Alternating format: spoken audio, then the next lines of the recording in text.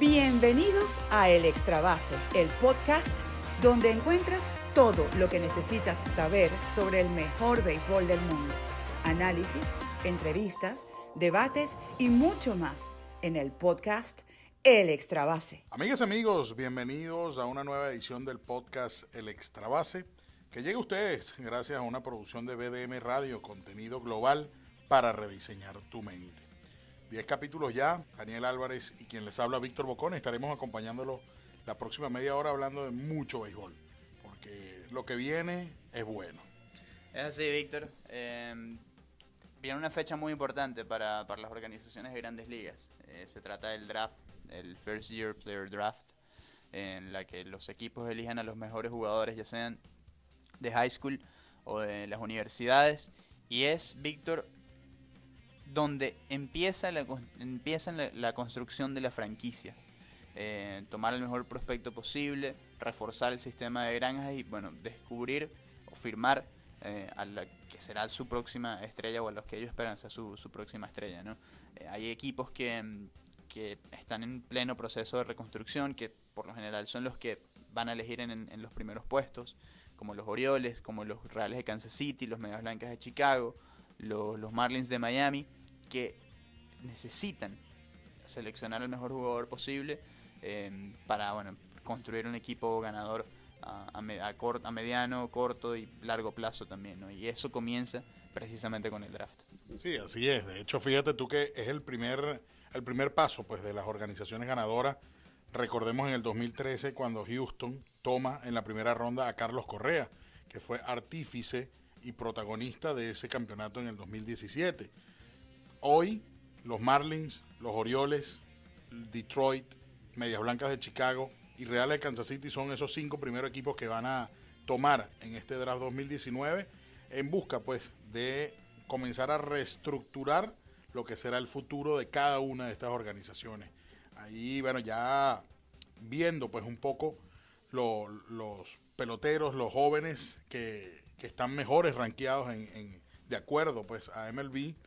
Adley Rutschman, catcher de Oregon, creo que va a ser la pieza a buscar por los Orioles de Baltimore, siendo el primer equipo a tomar. Un jugador bastante completo, receptor que no solamente llama bien el juego, tiene muy buen pop time, batea, corre, es bastante atlético, es un receptor, el más completo de esta clase del 2019. Y tiene muchísimo sentido que los Orioles lo tomen. Ha tenido una muy buena temporada, ha estado bateando muy bien los últimos días. Entonces, eso lo perfila como la primera selección del draft. Siempre puede haber una sorpresa al final, pero todo parece indicar que Rutschman va a ir a los Orioles. Sería realmente extraño que esto no termine sucediendo así. Hay veces que uno dice, bueno, a lo mejor este jugador debería ir a los Orioles, pero o a tal equipo. Pero ¿qué ocurre? Hay jugadores que tienen ya compromisos con las universidades, lo que llaman el commitment. Ya firmaron con una universidad, esto sobre todo con los jugadores de high school. Entonces, cuando van a una universidad en el que saben que tiene un buen programa de béisbol, como UF, como Vanderbilt, por ejemplo, los equipos a lo mejor no toman el riesgo de seleccionarlo porque pueden perder a esa selección del draft, que ha ocurrido en reiteradas ocasiones. A lo mejor cuando lo eligen, dirán, ok, pues lo voy a elegir aquí, pero tengo que darle mucho más dinero, como fue el caso de los Marlins el año pasado con Will Byfield, que estaba ya con su compromiso con la Universidad de Vanderbilt, que tiene uno de los mejores programas de todos los Estados Unidos, y bueno, lograron asegurarlo, pero eso sí, dándole una cantidad de millones que realmente un jugador de esas características por lo general no recibe. Sí, no, y además que el hecho de concretar, pues, una firma con Adley Rutschman ayudaría mucho a los Orioles. Si bien es cierto, es un equipo que está en franca reestructuración, es un equipo que no tiene mucha fuerza. Ahorita vemos a un Trey Mancini, a un Renato Núñez como las únicas piezas, pues, de ese corazón ofensivo. Adley Rutschman, recordemos que es un receptor ambidextro que podría ayudarlo, sobre todo ahí en el Camden Yard. Ahora, hay que ver también, hay otros nombres bastante interesantes, el caso de Bobby Witt Jr., de Andrew Vaughn, de C.J. Abrams y J.J. Bleday, este último de Vanderbilt, que podrían pues también ayudar a la organización de los Oropéndolas. Sí, así mismo, pero obviamente yo creo que va a ser Rushman. Sí, Esto está cantado. Ahora, es interesante el caso de Bobby Witt Jr., porque puede ser él, puede ser C.J. Abrams, puede ser el mismo Andrew Vaughn, Exactamente. o quizás J.J. Bleday, que está con Vanderbilt, como ya lo mencionabas. El segundo equipo en elegir van a ser los Reales de Kansas City. Luego van a ir Chicago y luego Miami. Hacíamos énfasis en Miami, ¿por qué? Bueno, porque con los Marlins estuvimos conversando esta semana con Michael Hill, presidente de operaciones de béisbol y gerente general de los Marlins de Miami. Ya en un momento le vamos a poner las declaraciones de Michael Hill, que era lo que nos comentaba y lo que él esperaba en el draft. Pero va a ser muy interesante lo que haga este equipo de Miami. ¿Por qué? Porque puede haber una sorpresa de última hora. Todo indica que Bobby Witt Jr. va a ir a los Reales de Kansas City, cosa que tendría muchísimo sentido. Y luego, ¿qué pasa con Chicago? Chicago va a tener, en caso de que Witt Jr. vaya a Kansas City, va a tener a Vaughn, a Bleday o a C.J. Abrams. Muchos mock drafts, que son drafts, digamos, de prueba, pero hechos por analistas, ponen a Abrams. Hay otros que tienen a Vaughn. Si van con Vaughn, a Miami le quedaría o Abrams o Bleday. No, al parecer Chicago no va a ir por J.J. Bleday, el que parece que es la opción menos probable. Exacto. No, y ellos tienen profundidad no solamente en los jardines, sino en todo su sistema de ligas menores. Ahora, ¿por qué hacemos énfasis en Miami? Por esto que ya le habíamos comentado. Pero ¿qué va a pasar con los Marlins? Los Marlins, ellos no quieren, quisieran a Vaughn, a Bleday, a Riley o a Abrams en caso de que les llegue. Yo no creo que les llegue a Abrams, pero si les llega, yo veo muy difícil que Miami lo deje pasar. ¿Qué pasa con Bleday? El director del draft, de scouting, y uno de los que ha estado a la cabeza de este proceso de reclutamiento, es DJ Svilik, con quien también hablamos esta semana, y Svilik tiene lazos con Vanderbilt porque él viene de ahí. Entonces, puede que haya una preferencia de Svilik y sobre todo también de Gary Denbo, que es el director de scouting y player development, que es el desarrollo de los peloteros.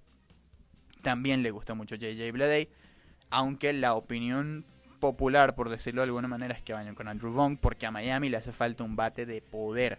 Vaughn es como decir un Pete Alonso. Exactamente. Y si a mí me toca Pete Alonso, yo no me molesto. No, es que de hecho, fíjate tú, los Marlins de todas tendrían que buscar un hombre de poder.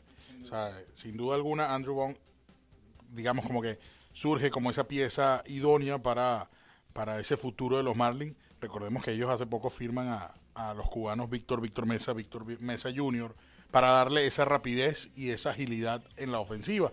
Pero necesitan de todas un bateador de poder, un bateador que remolque carreras. Una de las grandes fallas que tiene actualmente Miami es eso, que no tiene un cuarto bate nato. Porque el año pasado salieron de Justin Bour y ya no tienen a nadie. Y que ya de por sí JB no estaba teniendo un gran año ofensivo.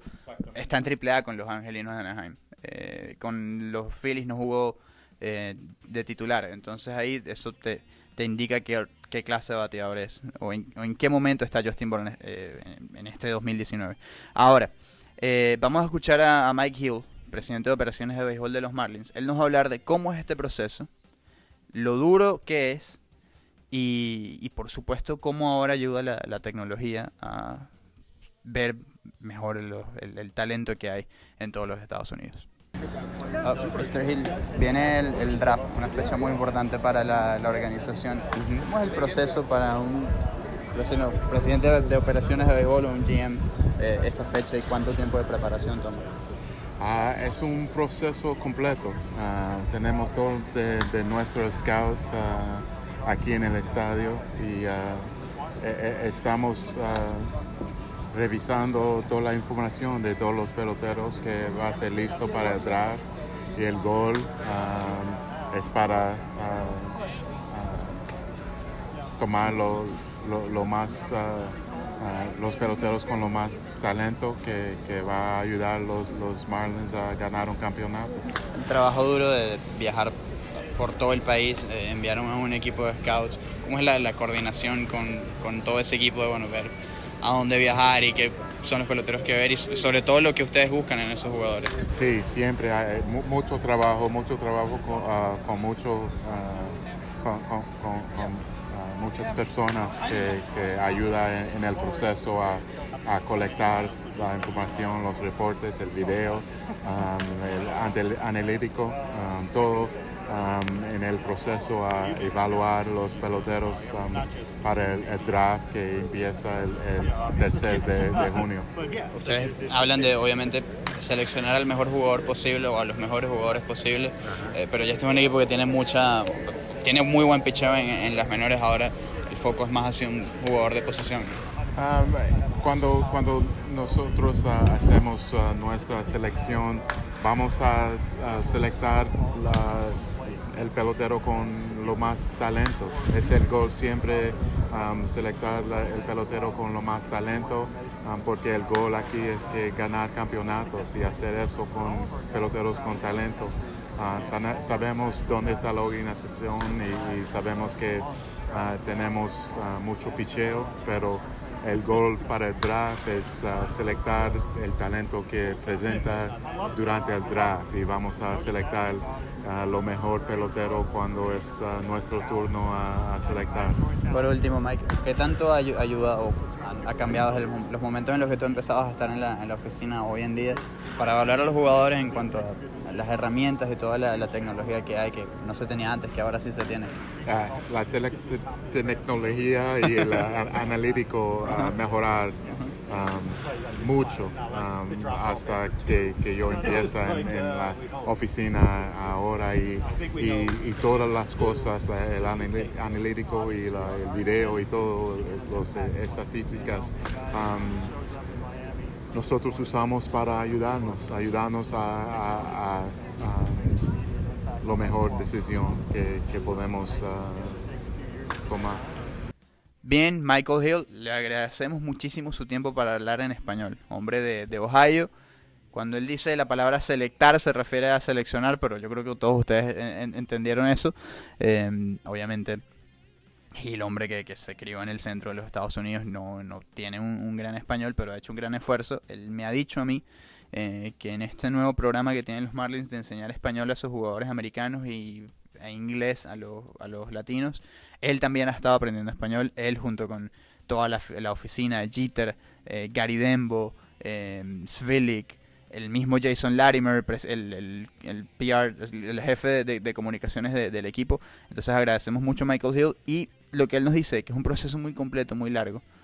Porque no es, esto es la clase del 2019, pero no fue en 2019 que empezaron. Estos muchachos los están viendo desde 2018, 2017, tienen años observándolos y tienen que ir por todos los Estados Unidos. Svilic decía que ven miles de jugadores, porque realmente tienes que buscar algo en cada uno de ellos. Sí, no, y ahí los Marlins, creo que este va a ser el punto de inicio, pues, de también tomando en cuenta la gerencia de Derek Jeter, que sería bastante cómico escuchar una entrevista de Jeter en español. Pronto la vamos a tener en algún momento. Pero lo cierto es eso, que ellos ya tienen que valerse de esto. Al menos ya sabe decir Barquisimeto.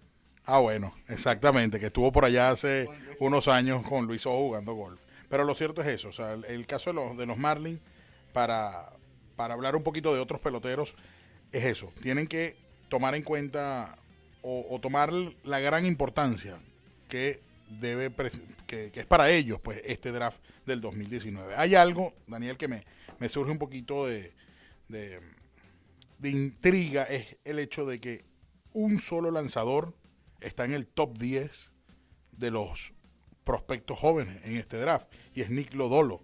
Y yo lo veo particularmente a ese zurdo de Texas con los Tigres de Detroit.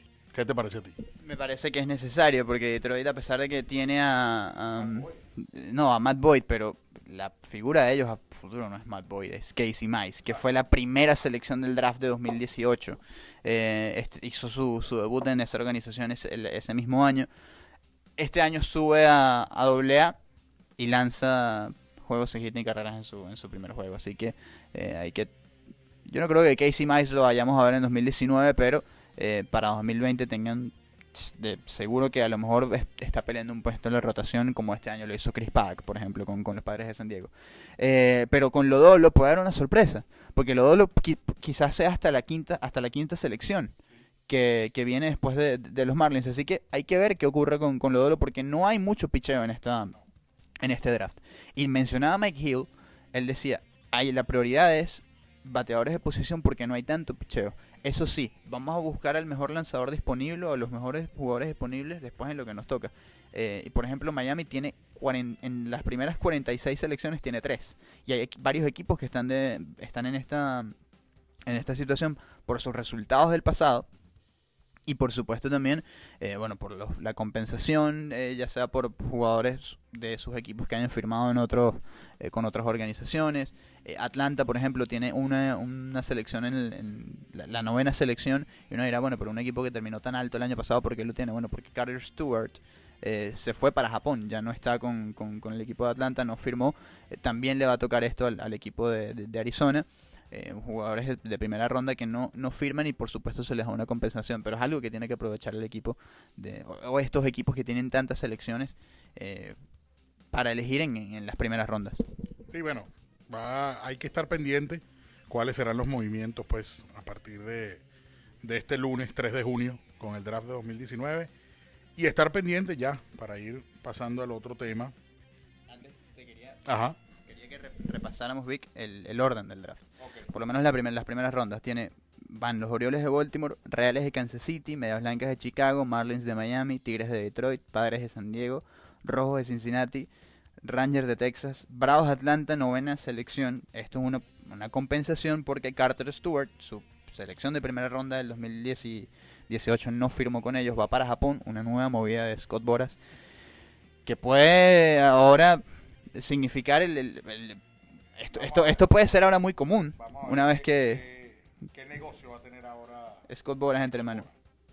Pero bueno, sacándolos a Japón, va a volver a Grandes Ligas o a Estados Unidos cuando tenga 23 años y el equipo en Japón va a recibir más dinero, Boras va a recibir más dinero y Stewart va a recibir más dinero.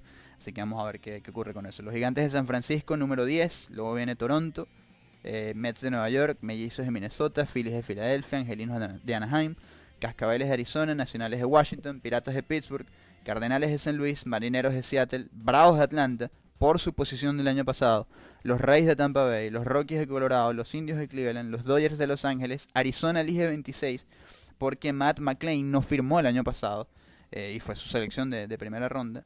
27 los Chicago Cubs, 28 los Cerveceros de Milwaukee, 29 Oakland, 30 los Yankees de Nueva York, 31 los Dodgers de Los Ángeles. Tampoco su primera selección del año pasado, JT Jean firmó, entonces por eso eligen el puesto 31. El número 32 los Astros. Uno dirá, ¿y dónde está Boston? Boston se pasó 40 millones por encima de lo que antes era llamado el impuesto de lujo o el CBT, que es como se llama hoy en día, y la penalización es que no eligen en la primera ronda.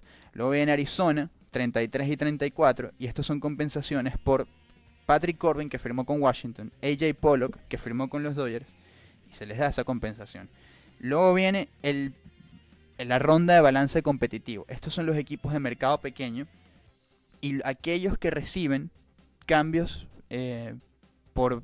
o selecciones del draft vía cambio. Explico ahora. Miami es uno de los equipos de mercado pequeño. Eligen el puesto 35. Luego viene Tampa. No hay sorpresa aquí. Pittsburgh no es precisamente de mercado pequeño, pero reciben una compensación porque su primer seleccionado del año pasado no firmó con ellos. Y vienen los Yankees. Uno dirá, ¿pero por qué los Yankees? Bueno, porque en este puesto 38 estaban los Rojos de Cincinnati, pero Cincinnati le dio ese pick a los Yankees en el cambio de Sonny Gray. Claro. Entonces por eso es que los Yankees están en esta instancia. Luego viene Minnesota, los Rays de Tampa Bay, que tienen dos. ¿Por qué dos? Bueno, porque lo recibieron en un cambio desde los Atléticos de Oakland. Y luego viene en el puesto 41 los Rangers de Texas, que también reciben esta selección por un cambio. Y en la segunda ronda la arrancan los Orioles. Y segundo viene Boston, que tenía inicialmente el pick número 33 y tiene una penalización de 10 puestos por haberse pasado en el 40 millones over the tax threshold, lo que es el impuesto de lujo, pues, o lo que antes era llamado el impuesto de lujo. Creo que después de ese campeonato 2017, No les importó. 2018 no les importó, ¿no? Evidentemente. Ahora bien, pasando... Pero los Medias Rojas necesitan mejorar ese sistema de granja, porque prácticamente Dave Dombrowski lo pulverizó todo Sí, cuando salieron a adquirir a Chris Sale y con uno que otro cambio que han hecho por allá. Sin embargo, Boston tiene los recursos para invertir en su granja y seguirlas desarrollando, que eso es algo que hay. Por eso es que esos equipos, por más tarde que elijan, como los Dodgers, como Boston, como los Yankees, siguen desarrollando peloteros por la cantidad de recursos que tienen. exacto, sí, son equipos de dinero, pues no son unos Atléticos de Oakland. Pero bueno, Mellizos de Minnesota. En esta temporada, pues en este inicio de temporada, los Mellizos de Minnesota han sido la sorpresa de la Liga Americana. Son el mejor equipo hoy por hoy, con 38 victorias y 18 derrotas. Están por encima de los Medias Blancas de Chicago e Indios de Cleveland en la división central a 10 juegos y medio. Impresionante lo que ha hecho este nuevo núcleo encabezado por Rocco Baldelli en el equipo de los Twins. Es un equipo que da muchísimo gusto ver, por la juventud, por la manera en la que están haciendo las cosas. Tuvimos la oportunidad de irlos a cubrir en Sprint Training, y de verdad que personalmente el equipo que más me gustó ver fue ese de los Mellizos. El ambiente que hay en Fort Myers es especial, mucho béisbol, hay muchísima historia con los Twins y con los Medias Rojas. Pero los Mellizos, el ambiente que ven en ese clubhouse, con Eddie Rosario, con José Berríos, con Marwin González, Nelson Cruz, el propio Luis Arraez, Eire Adrianza, no está en Grandes Ligas, en algún momento lo estará, esperemos que sea así, pero Tomás Telis, que está en AAA con ellos, es un equipo que vale la pena ver. Y ellos están usando también, por supuesto, la sabermetría, la analítica. Es uno de los equipos que más se ha esforzado en perfeccionar en ese ámbito. Trajeron a Rocco Baldelli, que es muy joven, que todavía podría estar jugando perfectamente, de no haber sido por las lesiones que sufrió, sobre todo en la cabeza, alguno que otro golpe que se dio, y eso lo ha afectado un poco. Pero algo destacó Martín Pérez, y también lo destacaba Berríos, y es la manera en la que Baldelli trata a los jugadores. No es que es un manager, a ver, él te pide que hagas el trabajo, pero no es un manager exigente en el sentido de que bueno, que va a estar regañando, que va a estar todo el tiempo pendiente de todo, ¿no? Les da mucha tranquilidad, tranquilo, o sea, que no se maten, que no se sobrecarguen de trabajo, pero que le rinden y que hagan lo que él les está pidiendo. Y eso es algo que atrae, que buscan los equipos con esta sangre nueva en los managers, y lo ha hecho muy bien este equipo de Minnesota. Sí, no, y es que de hecho, para continuar esa idea, fíjate tú, ahí está el ejemplo de cervecero de Milwaukee con Craig Counsell. Está el ejemplo de los Medias Rojas de Boston con Joey Cora. O sea, que tienen esa sangre juega. Alex Cora, perdón. A Joey Cora estaba pensando en el hermano. Alex Cora, sí. Lo cierto es que es eso. O sea, yo creo que ya la tendencia, fíjate tú, este año se retira Bruce Bochy de los Gigantes de San Francisco, y algún manager relativamente joven seguro tomará las riendas de ese equipo para volverlo a llevar a una serie mundial. Entonces, ya la tendencia en cuanto a los managers se está yendo por ese lado. Los Yankees salen de Girardi, traen a Boone y por ahí van. Sí, y uno de los pocos equipos que tiene esos managers, por ejemplo, Maddon con los Cachorros de Chicago, es distinto, porque Maddon, a pesar de que ya tiene muchísimos años dirigiendo y tiene cierta edad, no es un chamo, está más modernizado, sí, por decirlo de una u otra manera, por eso no pega tanto. Caso muy distinto a Ron Gardenhire con los Tigres de Detroit. De hecho, Gardenhire va a una entrevista con los Nacionales de Washington, en la que primero se sorprendió de que le fueran a hacer una entrevista. Eso es lo primero que él no sabía. Entra a una oficina, hay por lo menos 20 personas del departamento de analítica en trajes, y él decía, ¿pero esto es el servicio secreto o cómo es esto? ¿Qué está pasando aquí? Le dijeron, te vamos a dar estos papeles, tú vas a revisar los números y vas a hacer un line-up. Él hace el line-up, a la gerencia de Washington no le gusta el line-up que él hace, y entonces él dice, pero como tú quieres que yo haga un line-up de gente que no conozco, él dice, no, es que precisamente para eso te estamos dando estos números. Y bueno, es precisamente por cómo ahora con la analítica, con la sabermetría se hacen los line-ups de hoy en día. Hay equipos que le bajan 3 line-ups a un manager y le dicen, alguno de estos 3, elige tú. Gardenhire, cuando va a Detroit, lo llama a Detroit a decirle, mira Ron, tú quieres el puesto de manager. Él dijo, si me van a hacer entrevistas, no quiero saber nada de eso. No, es para que seas el manager. Ok. pero Detroit es uno de los equipos que más retrasado está con este tema de la analítica. Y entonces es cómo los equipos se vayan desarrollando, y Minnesota lo está haciendo muy bien, y esa es una de las claves, a pesar de que, bueno, Berríos es un as, Martín Pérez ha estado muy bien y ha bajado de peso, desarrolló ese picheo, ese cutter. Jake Odorizzi, que viene de esa escuela también de Tampa, y su bateo es impresionante. Nadie tiene más honrones que ellos, han demostrado muchísimo poder, fueron el mejor equipo del mes de mayo en la Liga Americana, y no por nada tienen el mejor porcentaje de victorias en todo el béisbol. Sí, no, es que indudablemente Minnesota está jugando muy buen béisbol.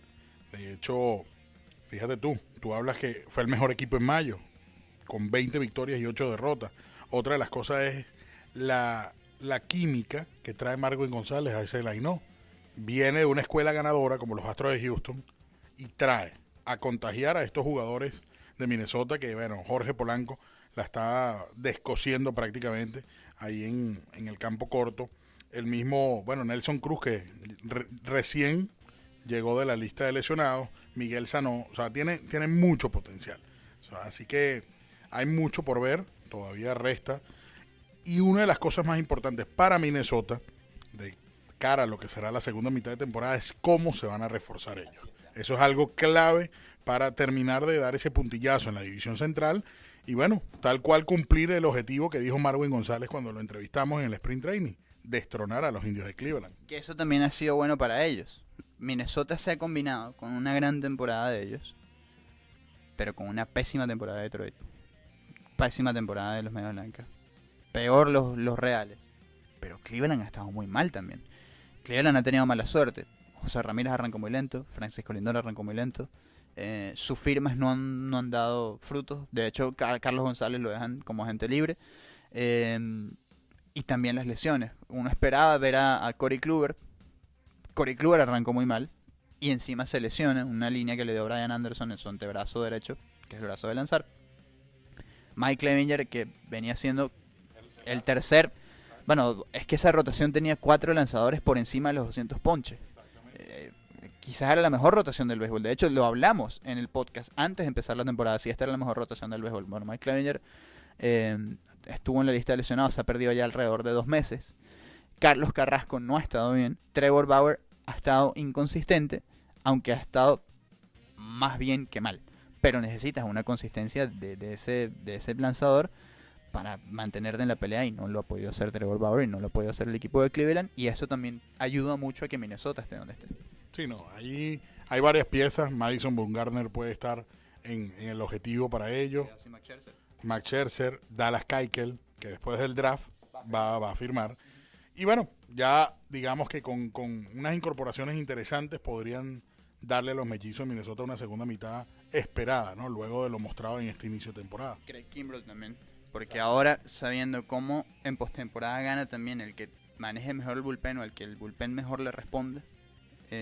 Lo vimos con los Dodgers, lo vimos con Boston, lo vimos hace años con Chicago, lo vimos con Kansas City, lo vimos con los Astros. Necesitan bullpen. Craig Kimbrell sigue estando disponible, o a lo mejor uno que otro lanzador que vaya a salir. Puede estar en su misma división, puede ser el propio Shane Green, sí, de los Tigres de Detroit. No, y eso ha sido una de las grandes...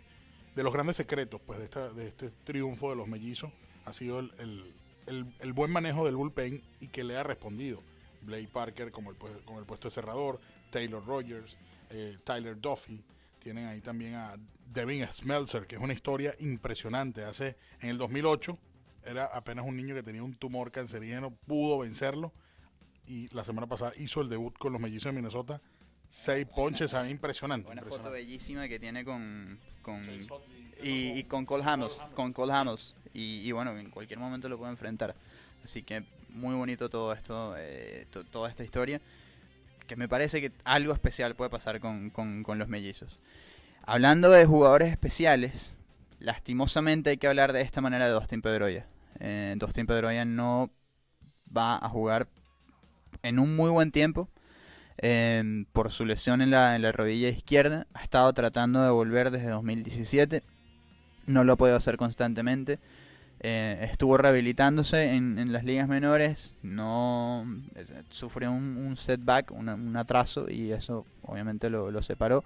Dio una rueda de prensa recientemente en Fenway Park y dijo que va a estar un tiempo indefinido fuera de la pelota. Le preguntaron si va a volver a jugar otra vez. Él dice no lo sabe, no está seguro. Es primera vez que Dustin Pedroia piensa en no volver a jugar pelota. Un hombre que le ha dado muchísimo a los Medias Rojas de Boston, que es muy probable que que su número 15 vaya a ser retirado en los Medias Rojas. Fue parte de los campeonatos de 2007, de 2013.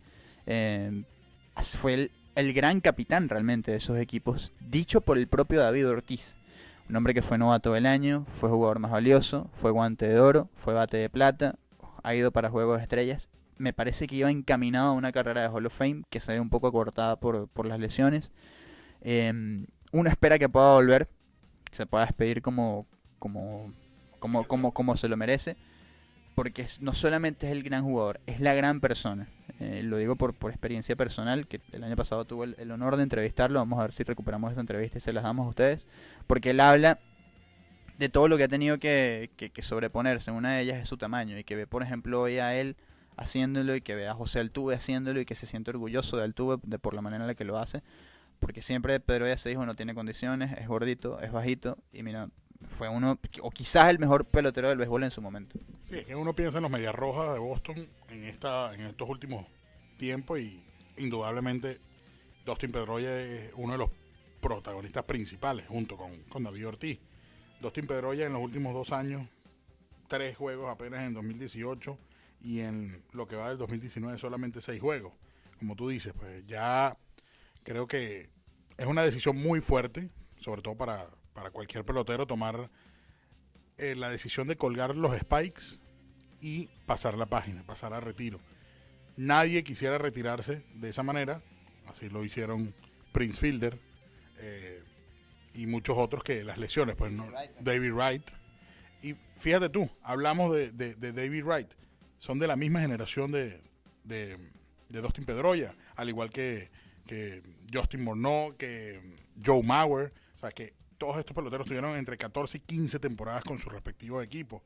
Yo no creo que el tema de la lesión de Dustin Pedroia lo aleje del Salón de la Fama. Yo sí lo veo en Cooperstown de aquí a 5, 10, 15 años. Ojalá sea así, pero me parece que le faltaron más años, en mi opinión. Caso distinto, por ejemplo, con Mattingly, poniendo que fueron 12 años de carrera, 14 años de carrera, pero fueron 10 años buenos. Lo que pasa es que las lesiones de Don después en la espalda lo alejaron un poco, pero con Pedroia puede ser un caso así.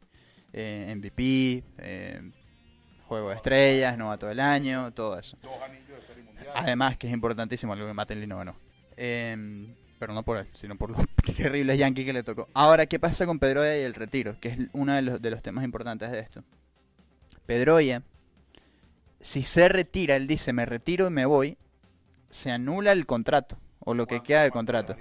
Eso es lo que parece no va a pasar, porque a David Wright le siguen pagando los Mets. Hasta el año pasado los Rangers le pagaron a Prince Fielder, y hasta hace 2 años también los Yankees le pagaron a Alex Rodríguez. Y los Mets le siguen pagando a Bobby Bonilla. Pues. Bueno, pero es que eso es otra cosa. Eso fue otro contrato. Eso es dinero diferido que se lo van a pagar los nacionales a Scherzer, por ejemplo, una vez que se retire. O lo que querían hacer los propios nacionales con Bryce Harper. Cobrar hasta que Bryce Harper tuviera 60 y pico de años. pero no, así cualquiera. Pero ¿qué pasa con Pedroia? Pedroia lo que puede ser puesto en la lista de lesionados o release indefinido. ¿Qué ocurre con esto? Bueno, Pedroia este año está haciendo 15 millones. ¿Juegue más o no? Si es así como lo estamos diciendo, Pedroia cobraría 13 millones en 2020 y 12 millones en 2021 sin jugar un solo juego. Pero si él dice que me retiro, se anula el contrato.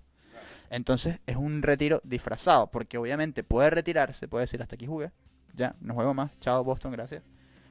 Pero Boston le va a seguir pagando, y lo que es que va a estar en la lista de lesionados y en un release que le va a dar el equipo, pero le van a seguir pagando el contrato. Sí, no, bueno, a pesar de que va a estar ganando sus millones, creo que no es la manera adecuada. Todo pelotero quiere retirarse, aunque no lo estoy diciendo por menospreciarlo, pero todo pelotero quiere retirarse por la puerta grande. O sea, así mismo, o sea, jugar un último partido como lo hizo Omar Vizquel en su momento con con Azulejos de Toronto y se retiró por la puerta grande. Sí, pero después de haber jugado una temporada completa, algo que no ha podido hacer, algo que no hizo David Wright con los Mets. Lo estuvo intentando muchísimo, porque sí es cierto que lo intentó. De hecho lo vimos en Miami practicando y decían que Carlos Guillén, que en ese momento trabajaba con los Mets, Carlos Guillén, el bueno, decía que podía quedar paralítico si se da un mal golpe por las lesiones que tenía en la espalda, y que era peligrosísimo lo que estaba haciendo Wright con los Mets, pero decidió entrenar, lo vimos tomando práctica de bateo y al final volvió en septiembre a jugar una última serie contra los Marlins de Miami. Bueno, ya lo que resta es ver, pues se acerca el juego de estrellas, el fin de esta primera mitad. Veremos si Dustin Pedroia toma una decisión final en cuanto a su carrera. Así es, y con esto del juego de estrellas, ingresen a las redes sociales del Extrabase y voten. Y compártenos quiénes merecen estar en el clásico de mitad de temporada este año. Nuevo proceso de elección, elecciones primarias, luego un día de elección para elegir entre los 3 mejores de cada posición, los mejores 9 del outfield. Me parece mucho más entretenido y esto activa mucho más a la gente, que sea más atractivo para el juego en sí. Y por supuesto el derbi de jonrones ahora, sabiendo que el ganador se va a llevar $1 millón. Ahora yo sí quiero ver a los verdaderos sluggers, si llegan sanos. No me estoy refiriendo a Stanton y a Aaron Judge. Pero con eso llegamos al final de este podcast. Agradecidos con ustedes por su sintonía. Síganos en nuestras redes sociales, @elextrabase en Instagram y Twitter. Y esto fue una producción de VDM Radio, contenido global para rediseñar tu mente. Nos despedimos y Víctor, se nos cuidan y el béisbol es vida.